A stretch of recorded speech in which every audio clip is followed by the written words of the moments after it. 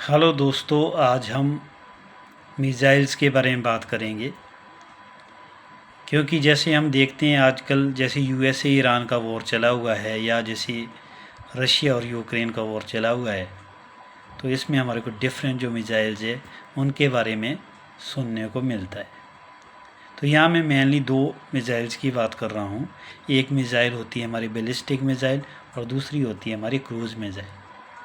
हमारी जो ballistic missile होती है, इसको हम जैसे न्यूक्लियर वॉर हेड है उसको किसी एरिया में ले जाने के लिए या कहीं किसी एरिया में एक्सप्लोसिव्स को फेंकने के लिए या किसी एरिया में किसी केमिकल को फेंकने के लिए हम उपयोग करते हैं। तो ये हम जनरली लॉन्ग रेंज के लिए हम यूज़ करते हैं, ठीक है। और ये जो बैलिस्टिक मिसाइल होती है इसको इंटरसेप्ट किया जा सकता है, यानी कि इसका पता भी लगाया जा सकता है। अब इसके लिए क्या होता है, हम रेडार सिस्टम से किसी दुश्मन देश की जो बैलिस्टिक मिसाइल होएगी उसकी हम डायरेक्शन का और उसकी स्पीड का पता लगाते हैं।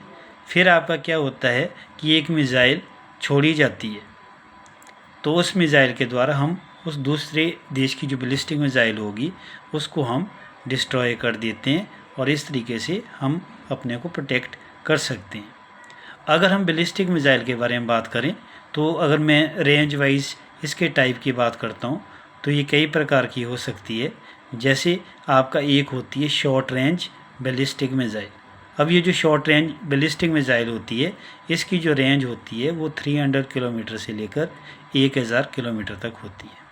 उसके बाद फिर आती है आपका मीडियम रेंज बैलिस्टिक मिसाइल और इसकी जो स्पीड होती है वो इसकी जो रेंज होती है वो 1000 किलोमीटर से लेकर आपका 3500 किलोमीटर तक होती है।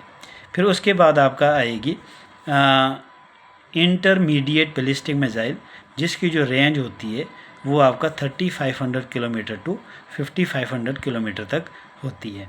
उसके बाद आपका क्या आएगी इंटर कॉन्टिनेंटल मिसाइल, जिसकी जो स्पीड होती है वो 5500 किलोमीटर से ज़्यादा होती है। तो ये आपका मेनली अब हमारे को जैसे पता लगा ये एक्सप्लोसिव्स को या न्यूक्लियर वॉरहेड को, ठीक है, या न्यूक्लियर वेपन्स को कैरी करने के लिए ये आपका यूज़ की जाती है। दूसरी आपका इसमें एक चीज़ और थोड़ा सा ध्यान देने की ज़रूरत है।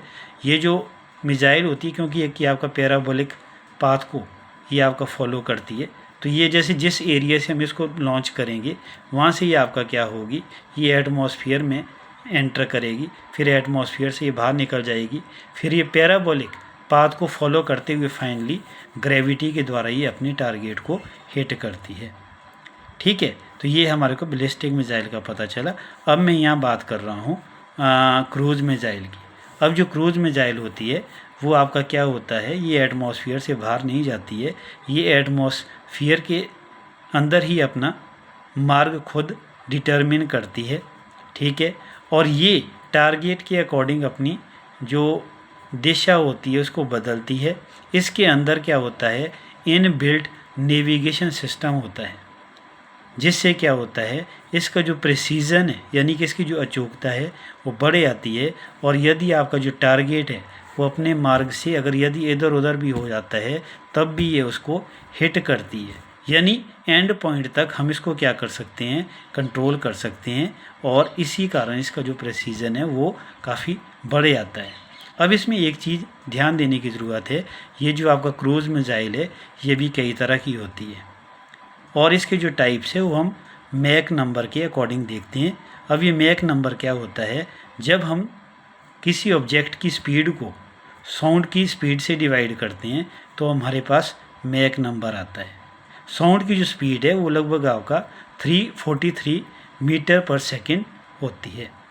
तो अब इसमें अगर हम देखें इसके टाइप्स की अगर मैं बात करूं, सबसे पहले आता है हमारे पास सबसोनिक।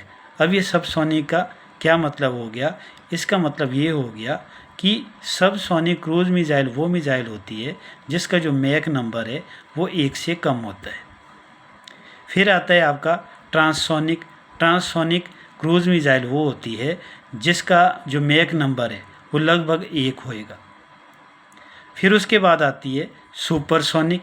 सुपरसोनिक क्रूज मिसाइल वो मिसाइल होती है जिसका जो मैक नंबर है वो 1 से 5 के बीच होता है। फिर आपका क्या आएगा, हाइपरसोनिक जो क्रूज मिसाइल होती है उसका जो मैक नंबर होगा वो 5 से अधिक होगा। तो इस तरीके से हमें ये बैलिस्टिक मिसाइल और क्रूज मिसाइल के बारे में पता लगा। अगले वीडियो में हम और कुछ जो नई मिसाइल्स है उनके बारे में डिस्कस करेंगे।